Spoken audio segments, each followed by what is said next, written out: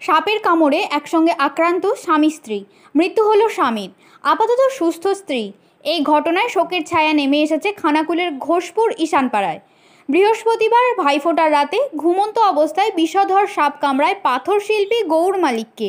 প্রথমে কেউ বুঝতে পারেনি, তাই প্রাথমিকভাবে স্থানীয় চিকিৎসার ব্যবস্থা করা হলেও অবস্থার অবনতি হলে শুক্রবার সকালে তাঁকে আরামবাগ মেডিকেল কলেজ হাসপাতালে ভর্তি করা হয়।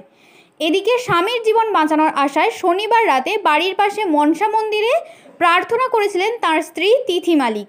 সেই সময় তাঁকেও কামড়ায় এক বিষধর সাপ। দ্রুত তাঁকেও হাসপাতালে নিয়ে যাওয়া হয়। দুজনেই চিকিৎসাধীন ছিলেন, কিন্তু রবিবার রাতে মৃত্যু হয় গৌর মালিকের। তবে স্ত্রী তিথি সোমবার সকালে সুস্থ হয়ে বাড়ি ফিরেছেন।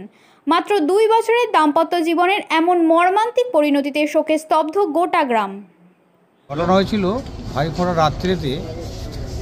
ওই ব্যক্তি শুয়েছিল রাত 10টার সময়। শোয়ার পর কী কামড়েছে বুঝতে পেরেছিল। বোঝার সাথে সাথে বাবা মাকে জিজ্ঞাসা করো। বাবা মা বললো কি যে মশা টশা কামড়েছে, শুয়ে পড়ো।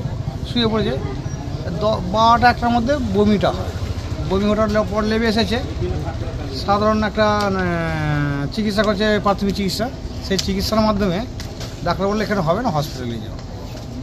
হসপিটালে আনতে সকাল 7টা 8টার মধ্যে ভর্তি হয়েছিল। 7টার মধ্যে ভর্তি করেছিল। তারপরে এখানে ভর্তি করার পর ডাক্তারবাবু বললো মেরে এসেছেন, সময়টা বেশি পাড়া গেছে বলে তবু ভর্তি করলো, যে জবস্ত করে ওটা করা হলো। এবার আইসিসি দেওয়ার পর রুগীর সঙ্গে আমাদের কোনো পারমিশন নেই, দেখা সাক্ষাৎ কোনো যোগাযোগই করছে না করার পর রুগীকে এই 3 দিন কাল ফেলে রেখে দিয়েছিল। বলছি কোথায় কামড়েছিল, কোন হাতে কামড়েছিল? বাঁ হাতের কবজিতে। দাগ দেখতে পেয়েছিলেন? দাঁতটা ফুটো একটা দেখা গেছে। মশারি টাঙিয়ে শুয়েছিল না? না, মশারি টাঙায় না। এবার বললো কি যে ভাইফোঁটা বাজার খাওয়া দাওয়া হয়েছে, গ্যাস অম্বল হয়েছে, এটা বমি হতে পারে একটা সাধারণত। ছেলেটা নেশা ভাঙ করে না, কিচ্ছু করে না। 26 বছর বয়সের ছেলে, স্ট্রংম্যান। এই ঘটনা ঘটে। হ্যাঁ, তারপর বলতে এবার এখানে হসপিটালে ভর্তি করার পর ডাক্তার ওরা পরামর্শ করলো, বললো ডাক্তারকে মেরেছে, ওরা নাকি বুককে চাপ দিয়ে হাতটা তুলেছে। তোলার পর হ্যাঁ, সেই আইসিতে ভর্তি করার পর সাপটা কি দেখা গেছে? সাপটাকে দেখতে পাওয়া যায় না। সাপটা না দেখতে পাওয়ার জন্য আরও খারাপ লাগছে। উনি কি বিবাহিত? হ্যাঁ, উনি কি বিবাহিত? উনি বিবাহিত। কি নাম ওনার? গৌর মালিক।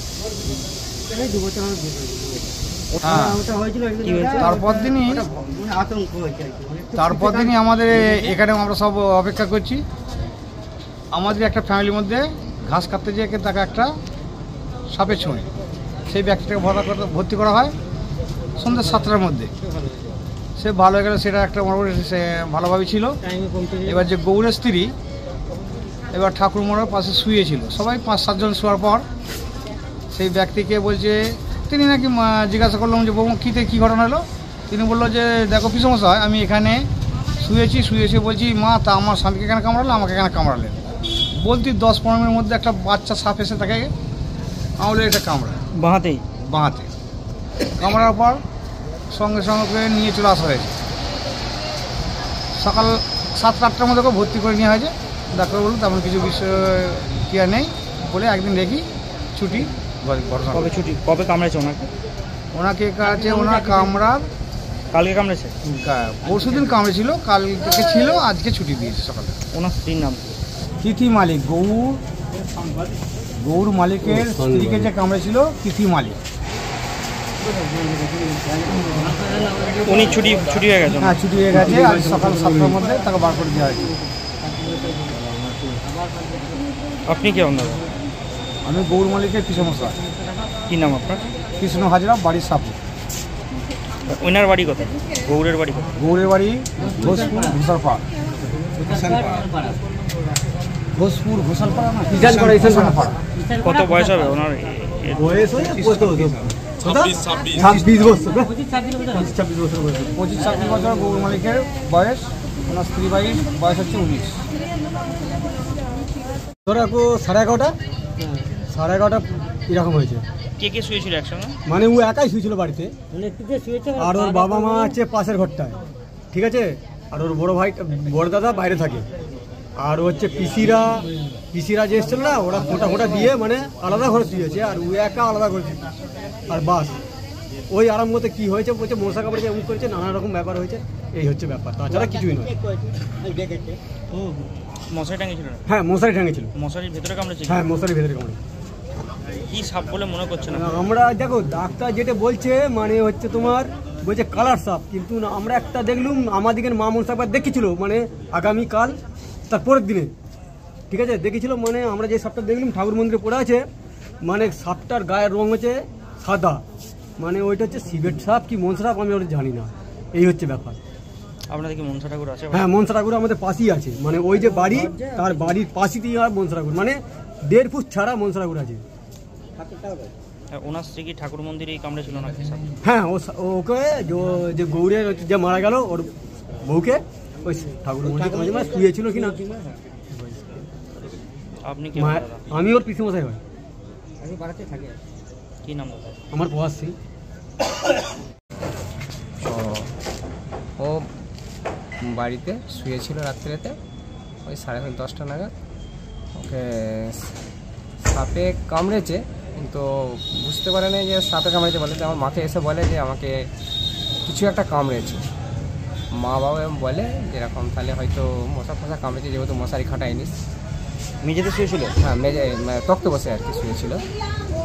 তারপরে কিসের বাড়ি দাদা? মাটির বাড়ি। তারপর মাটির বাড়িতে তারপর হচ্ছে ওর মা বাবাকে যখন বলার পরে ওর মা বলছে মশায় কামড়েছে হয়তো, সেইভাবে তো করে না, সে তো শুয়ে গেছে। তারপরে হঠাৎ করে পেটে লাগার যখন বমিটা আরম্ভ হয়, বমিটা আরম্ভ হওয়ার পরে তারপরে একটা পাশেই ডাক্তার আছে, ভেবেছে গ্যাস হয়ে গেছে, সেই জন্য তাকে ডেকেছিল। ডাকার পরে সেই গ্যাসের ট্রিটমেন্ট করেছিল, করার পরে তাতেও বন্ধ হয়নি।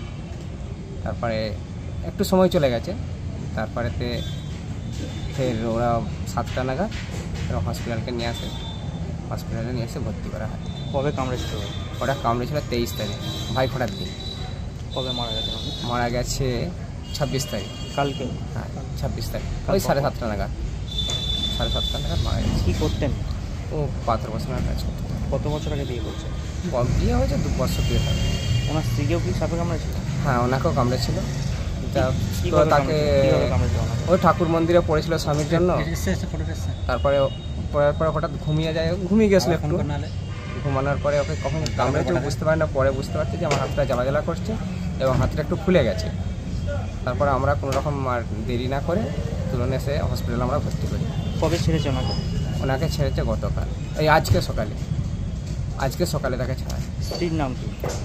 ওর নাম তিথি কি মালিক। আর যিনি মারা গেছেন? গৌর মালিক। কত বয়স হবে না? ও 26 বছর বয়স। আপনার নাম? আমার নাম সুশান্ত মালিক। আপনি কে হন? আমি গৌর মালিকের কাকা হই। নিউ নূর সোফা সেন্টার, এখানে সমস্ত রকম সোফা পাইকারি ও রিটেলে বিক্রয় করা হয়। সমস্ত সোফা নিজস্ব কারখানায় তৈরি করা হয়। প্রোপাইটার হানিফ হোসেন খাঁ ও রুহুল হোসেন খাঁ, বড়ডোঙ্গল হাটতলা সিনেমা হলের সন্নিকটে, হুগলি। যোগাযোগ 7797170093 এবং 9382003105।